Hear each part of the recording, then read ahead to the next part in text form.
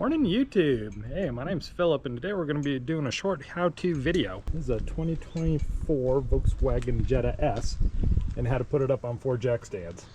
So I did a quick internet search and we learned that there is basically no information of any kind on how to raise one of these cars on jack stands. So that's the nut we're going to crack today, and I'm going to show you how to do it. Alright, welcome to underneath my Volkswagen. So I'm sitting here under the front of the car. I'm going to turn the camera so you can see.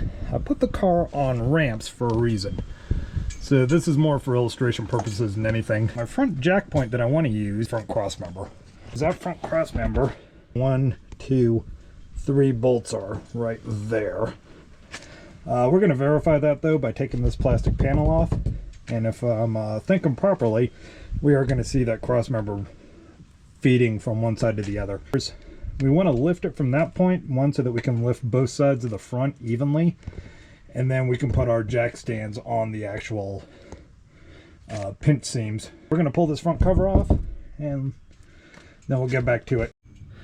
Okay, so to take that front under panel off, so the first one is going to be a T25. That's going to be for the 8 smaller bolts. One's on the very front center. I want to say 4 are on the passenger side and 3 on the driver's side. Then we're going to move to the T45. That's for the 3 larger bolts in the middle. And I believe that's what's actually bolting into the front subframe that we're going to use for a jack point. We'll see how that goes. Last but not least, there's 2 24mm plastic bolts that we're going to remove at the rear of the panel. Now, if you notice, these bolts aren't in very tight. They're hand snug. That's all they need to be. So once again, we have the one that was right there in the center. Got 4 here on the passenger side. And these are the T25s. They're pretty easy though. And all these bolts are the exact same length, so I just throw them in a pile over here by one of the stands so I don't lose them.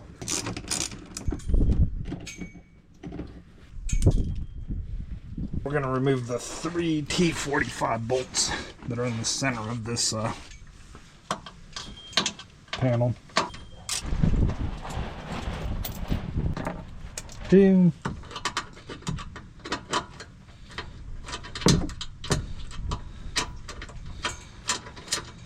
Last 2 bolts we're going to remove. They're 24mm.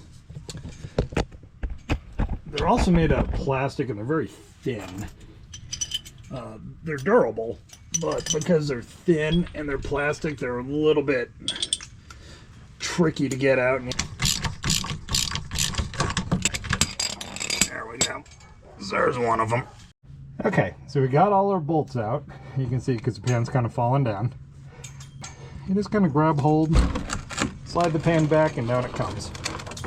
Now we're taking the pan off today to show you where we're going to use for a front jack point. T45 bolts went into the holes in these locations. This is our front cross member. Okay, you can see it's got an engine mount and it's a mount point for the front suspension. This is sturdy. This can take the weight load of putting a jack under it and lifting the front end of the car. We're going to be using a Daytona jack, courtesy of Harbor Freight. It's a low profile jack. As you can see, I've got some blocks of wood. That's going to be to protect the sheet metal on the subframes as I lift it up. We're also going to be using some Craftsman 3-ton jacks, and if you see, I've got some rubber pads to help keep it from scuffing the jack points on the car. So here's my jack in position. It's centered under the front of the car.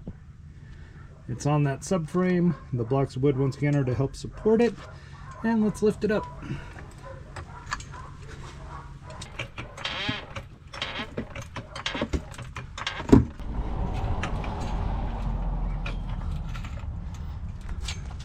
We're off the ramps. The car is being supported by the front subframe. If I press on the car, it's not really moving. It's a pretty good solid point. Okay, so I got my front jack stands in position.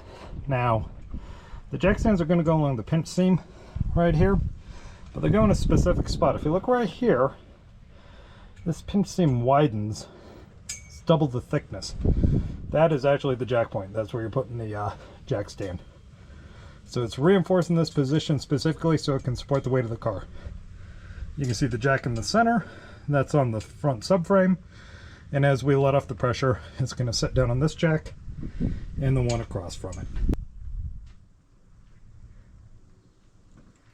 I'm going to let the jack go nice and slowly. Put a little pressure on the stands. And then we're just going to go look and verify everything's in the right position.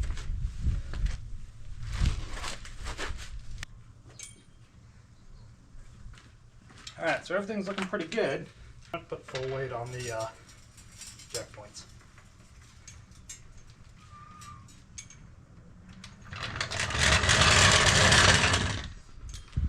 Alright, good and solid. Battle's half done.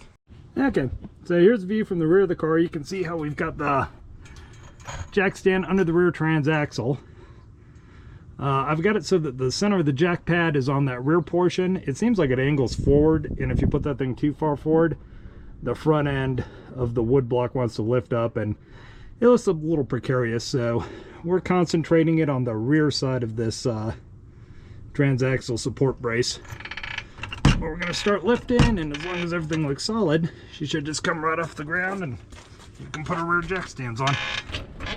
And I'll be honest, the rear end always comes up easier than the front once the front's on jack stands.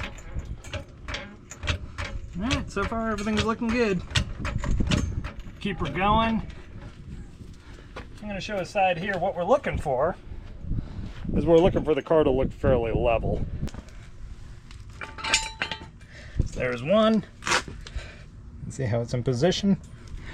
Let's go hit the other side.